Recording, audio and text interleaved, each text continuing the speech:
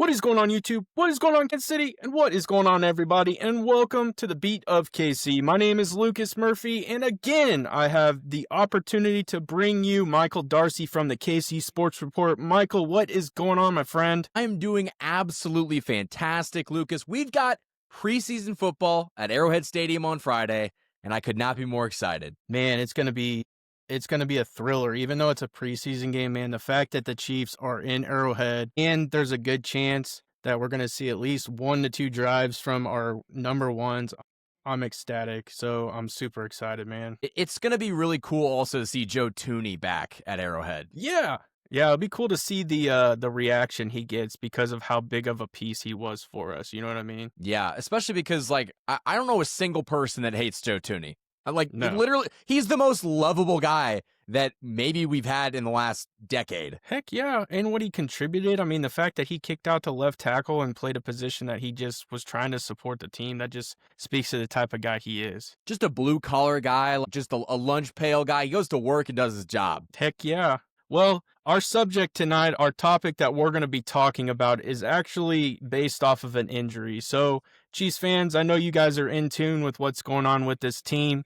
And defensive end Felix Ndike Uzama goes out for the year with a hamstring injury. Michael, I know that obviously he wasn't getting a ton of, playing time. He was, a first-round pick, obviously, but the fact that he still hasn't quite cracked that starting lineup, what really is the impact of this injury? I feel like, and this is something that I have kind of mentioned before, but bigger picture, I don't really think this injury is going to affect the team. And I'm not, wishing injury on Felix, but in the grand scheme of things, he was probably not going to do much on this defense. And so you're not losing someone like a George Karlaftis or a Charles Omenihu.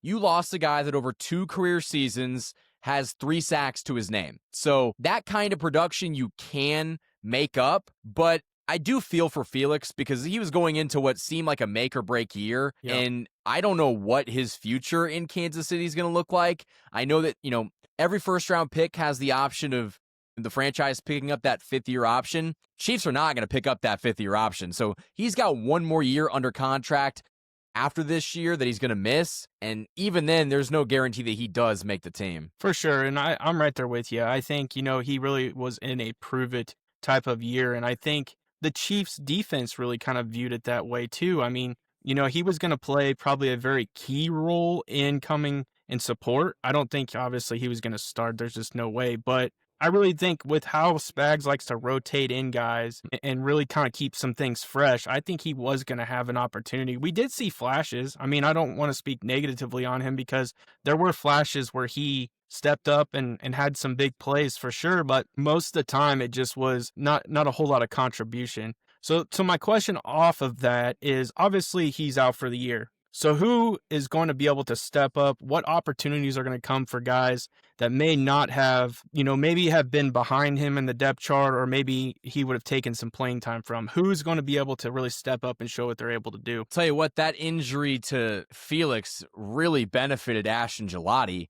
And I still think that Ashton Gelati was better, even though he hasn't played any snaps. But I think that the talent's there, the upside's there. And if anything, Felix was going to take away snaps from him. So that injury, while it is a horrible thing, it's not a horrible thing for, Ashton Gelati, who's going to get a lot more playing time now and take up a lot of those snaps that would have gone to Felix. And so he's going to benefit. And I also think that, the starters that you've already got, like, Charles Omenihu and Mike Dana and George Karlaftis, they're also going to get more snaps on the field unless they go out and pick somebody up because, you don't have anybody else. For sure. My flyer, I think that not necessarily maybe have been on the cusp. He actually might have been on the cusp of not making the roster, would have been a Malik Herring. I think that really kind of gives him an opportunity to potentially make the team and just contribute in a similar fashion the way an FAU would have contributed. So I really believe that, this is somewhat of an impact, but like you stated earlier, I don't think it's a significant blow, similar to like a Hollywood Brown type of injury where, he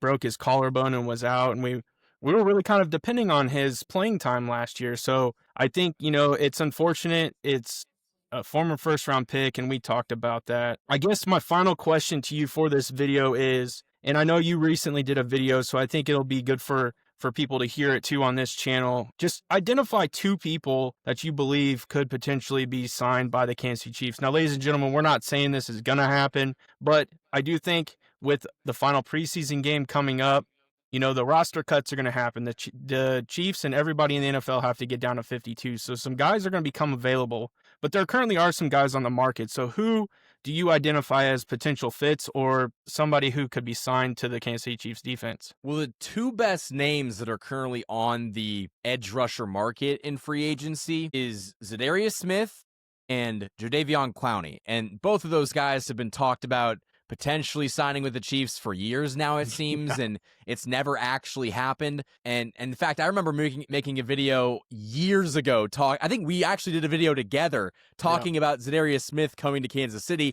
Then he went to Minnesota. Then he went to, the Detroit Lions. And so it's like, okay, he's been a lot of different places in his career. But I think that Smith makes more sense than Clowney at this point. But, I mean, if you just look at the market, it's slim pickings right now. And I think that, if there's any reason for the Chiefs to continue the trend of trusting the guys they have in-house, it's probably because there's not really anybody on the market that would really get Brett Veach's attention. For sure, Michael, I think you nailed it with those two. And I want Chiefs fans to also realize that the player has to fit into Spags' scheme. We can't just go get a player because of the name. We can't go get a player because of maybe historically what they were able to produce and put onto the field. If they don't fit and mesh with what playing style and really kind of the body size that Spags likes, then those guys typically aren't going to be signed. I did see that obviously Zadarius Smith has been, like you said, has been linked to the Chiefs multiple times. And Jadeveon Clowney,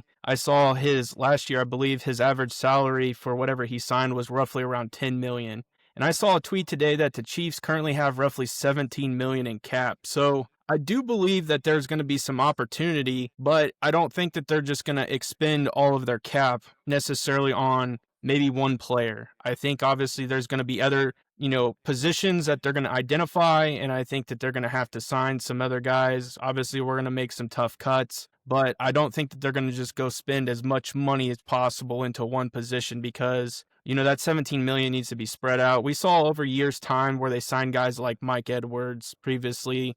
They signed some other guys that were kind of coming off of other teams, and they were able to make the team, and it didn't cost a whole lot. Those typical veterans that maybe get league minimum or whatever it may be, that's kind of probably what they'll target. But yeah, I'm excited to see where we go after the third preseason game and what cuts are made and who we're actually interested in. So, Michael, I really appreciate you joining me for this video as always, guys. I really appreciate the support. Let us know down in the comment section, who do you think the Chiefs might be interested in? And really, what position outside of even DN do you think the Chiefs will be looking at? Let us know in the comment section.